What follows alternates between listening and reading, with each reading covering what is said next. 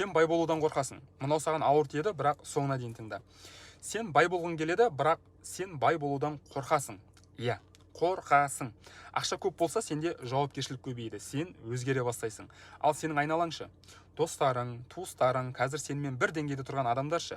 Егер сен өссең, олардың кейбіреуі сенен алыстап кетеді. Сен оны сезесің. Сондықтан да миың ақшаға емес, қауіпсіздікке ұмтылады. Тағы бір шындық бар. Егер сен бай болсаң, сенің сылтауың бітеді. Қазір ақша жоқ, мүмкіндік жоқ, ой, уақыт жоқ қой деп айта аласың да. Ал егер мүмкіндік пен ақша болса, онда бұл сылтаулардың барлығы бітеді. Оны айта алмай қаласың. Сол қорқынышты. Кейде адам көп ақша таппайды, өйткені ол дайын емес оған. Психика байлықты қауіп ретінде қабылдайды. Сондықтан да сен қанша тырыссаң да, ішкі лимит сені тоқтатып тұрады. Тағы да айтамын, мынау саған ауыр тиеді, бірақ соңына дейін тыңда. Көп ақша саған келмей жатқан жоқ. Сен оның келуіне толық рұқсат бермей отырсың.